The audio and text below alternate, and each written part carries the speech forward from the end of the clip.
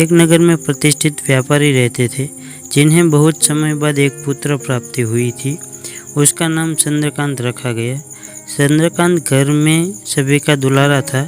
कठिनाई एवं लंबा समय इंतजार के बाद संतान का सुख मिलने पर घर के प्रत्येक व्यक्ति के मन में व्यापारी के पुत्र चंद्रकांत के प्रति विशेष लाड प्यार था, जिसने चंद्रकांत को बहुत बिगाड़ दिया था। घर में किसी भी बात का अभाव नहीं था। चंद्रकांत की मांग से पहले उसकी सभी इच्छाएं पूरी कर दी जाती थी। शायद उसी के कारण चंद्रकांत को ना सुनने की आदत नहीं थी और ना ही मेहनत के महत्व का आभास था।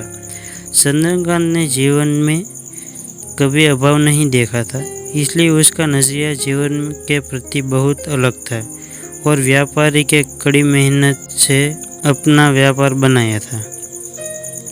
ढलती उम्र के साथ व्यापारी को अपने कारोबार के प्रति चिंता होने लगी थी।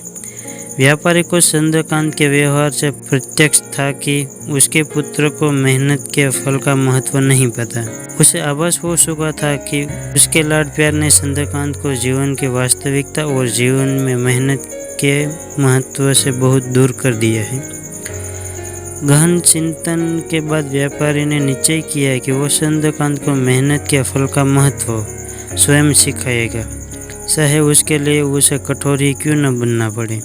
व्यापारी ने चंद्रकांत को अपने पास बुलाया और बहुत ही तीखे स्वर में उससे बात की।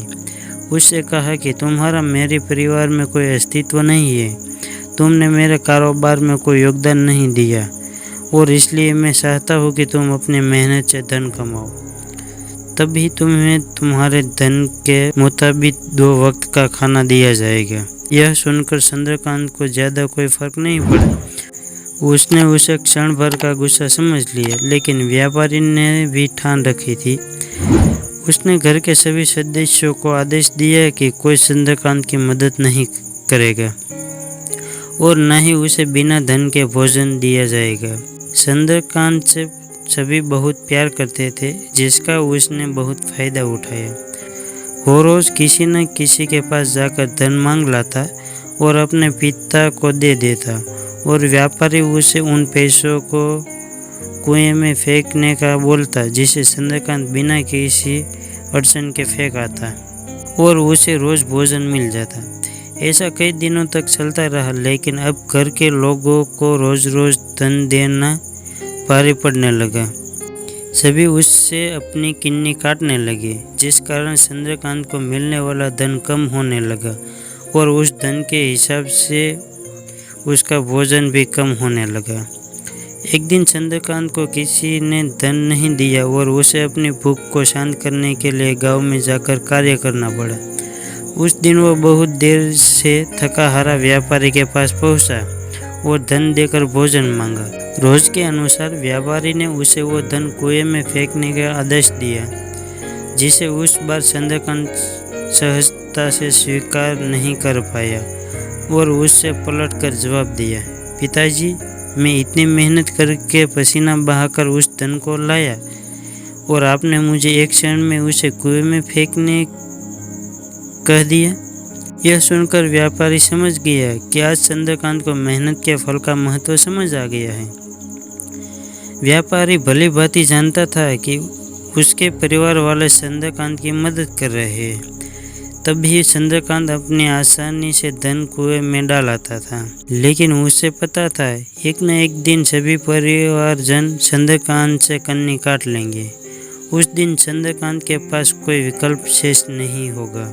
व्यापारी ने चंद्रकांत को गले लगा लिया और अपना सारा कारोबार उसे सौंप दिया। तो दोस्तों, हमें इस कहानी से शिक्षा ये मिलती है कि आज के समय में उच्च वर्ग के परिवारों के संतानों को मेहनत के फल का महत्व पता नहीं होता और ऐसे में यह दायित्व उनके माता पिता का होता है कि वो अपने बच्चों को जीवन की वास्तविकता से अवगत कराए। लक्ष्मी उसी घर में आती है जहाँ उसका सम्मान होता है। मेहनत ही एक ऐसा हथियार है जो मनुष्य को किसी भी परिस्थिति से बाहर ला सकता है। व्यापारी के पास इतना धन तो था कि चंद्रकांत और उसके आने वाली पीढ़ी बिना किसी मेहनत के जीवन आसानी से निकाल लेती।